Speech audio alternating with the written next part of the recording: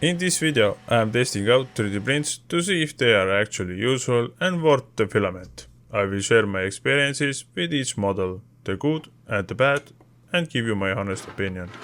Of course, this is just how they worked out for me, and others may have different results. Let's get started. Here's a fully 3D printed bucket opener. It's quick and easy to print, taking less than 40 minutes and only a small amount of filament. The tool actually combines two openers in one. One is designed for buckets and other can be used as a bottle opener. I tested it on a metal bucket and it worked great.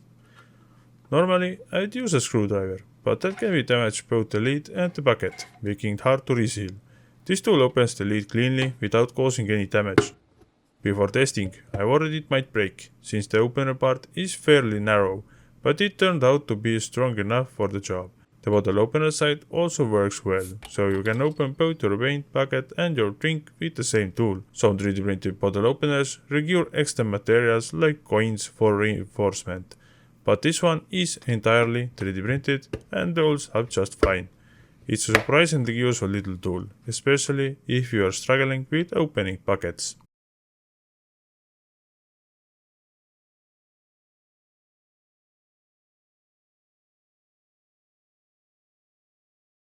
This one is also fully 3D printed, requiring no additional hardware or glue. I initially tried printing it with PLA silk, but the results weren't great. I didn't get a good quality print. The filament is old and seems to have absorbed too much moisture. This was actually my second attempt. The worst print broke loose mid-print. At first, I thought it had detached from the bed to the small contact area, but it actually broke between the bottom layers. I tried printing again, this time using the high-speed PLA, and it came out great. I also added 3 supports. There is quite big overhang, and without supports it didn't come out good. It will not take too much extra filament and time. Support piece looks like a trophy. Since the contact area with the bed is small, adding a brim can help ensure it doesn't break loose. Black parts are 3D printed with Insulogic TPU 95A filament. I used Creality K1 to print them and printing speed was 25 mm per second. This part came out good, but smaller pieces not so good. There seems to be some stringing and under extrusion. An assembly video is also available on the model site. The only step not shown is installing the top part, but that simply snaps into place.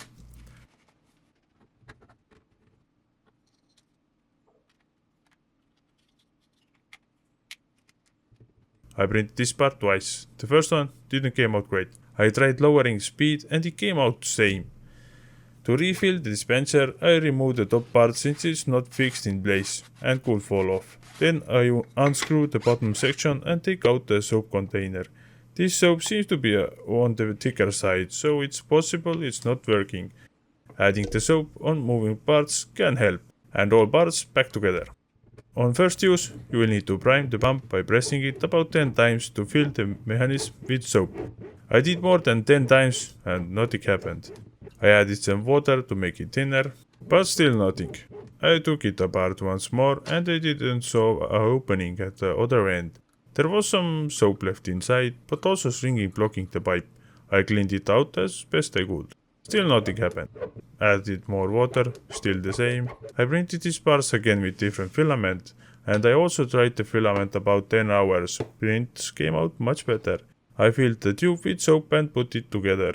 I added more water also. It started working once the soap was liquid enough and the TPU parts were printed in good quality. Now the top part stays in place. In terms of usefulness, I'd say it works like other soap dispensers. But is it really worth printing? Honestly, I don't think so. It's consumed nearly 300 grams of filament and took me out 26 hours to print, which is quite a lot. On top of that, it doesn't handle thicker soaps, so you are limited to using only certain type.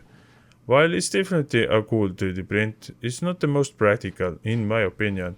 It's more for to print custom containers and pair them with a store-bought pump mechanism. The extension cord holder is a simple tool, but very handy for organizing your home or workplace. The black one I printed uses the original profile from the model designer. It's fairly small and better suited for shorter or thinner cords. If you need a larger one, there's another profile available in the selection box, or you can simply resize it in your slicer. The design includes 3 screw holes for wall mounting. But is it really worth 3D printing? Similar holders are easy to find in stores, often in plastic, and sometimes in metal, and the plastic ones are already quite cheap. So while this print doesn't save money, it also doesn't take long time to make. In the end, I'll say it's fine to print, but if you need one and it's available in your store, it might just as much sense to buy it and use your printer time for something else. Before we jump back into the prints, I want to thank PCBWay for sponsoring this video. Most people know them for their professional PCB prototyping and assembly, but they also offer a wide range of manufacturing services like CNC machining, sheet metal fabrication, injection molding, and even 3D printing. So if you want to bring your design to life, whether it's electronics, custom enclosure, or parts you can't easily print at home, PCBWay invites you to join the Mascot 3D printing design contest. You can win prizes up to $500 USD cash. Don't miss your chance, check it out and take part today.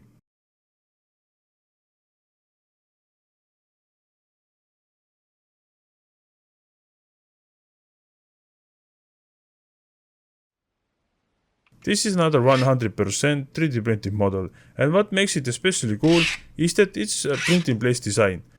I choose the clean version, which has minimal text on it, just version number and small note to push the lever. On top there's a compartment for toothpicks, and I was able to fit about 45 inside. The lid slides closed, and to get the toothpick you simply press the lever.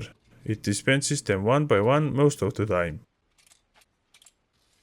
Occasionally a toothpick gets stuck or shoots out, but seems to happen mostly with lower quality toothpicks. I don't think the design is at fault. Printing went smoothly, with no parts fusing together. True good bed adhesion is important for success.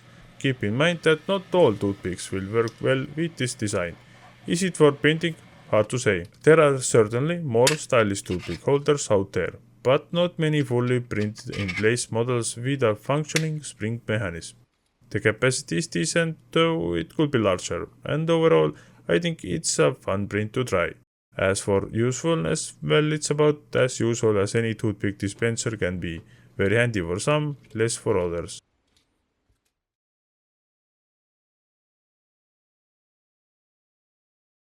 The next print is a clothes hanger. This one requires assembly and it's printed with supports, so some cleanup is needed. Assembly is straightforward. All the bars are screwed together using 3D printed screws, which are designed so that they are easy to print and they are also strong. It even comes with a 3D printed tool for tightening the screws. This hanger is designed for traveling. When folded, it's very compact, almost the size of my hand. In its smaller form, it's great for small size clothes, and if you need you can unfold it further for larger clothes. The hanger also has grooves for better grip on the clothes. When you are done, you can fold it back down into a portable, pocket-sized hanger, make it very convenient for travel.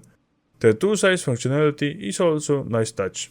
You don't need different hangers for different clothes, just adjust the same one. Although one screw occasionally came loose when folding and unfolding, the design overall works really well. Other bolts didn't unscrew themselves. I'd say it's a useful and clever print that's worth the filament, either for traveling or even regular home use.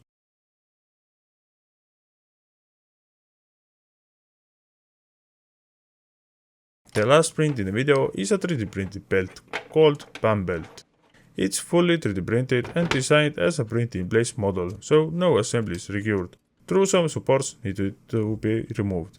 There weren't many supports, but cleaning them up still took a bit of time. Most of the joints moved freely right away, though the corner ones had to be broken loose. The model comes in a wide range of sizes, from 75 cm up to 145 cm, and it also includes about 10 cm of built-in length adjustment. I used a print profile meant for dual color printing, but I printed it single color instead, which saved me around 3 hours of print time and about 40 grams of filament. The belt fits reasonably well. While 3D printed joints can sometimes wear out and break over time, these ones look quite solid. The belt is 8mm thick, so I don't expect them to fail anytime soon.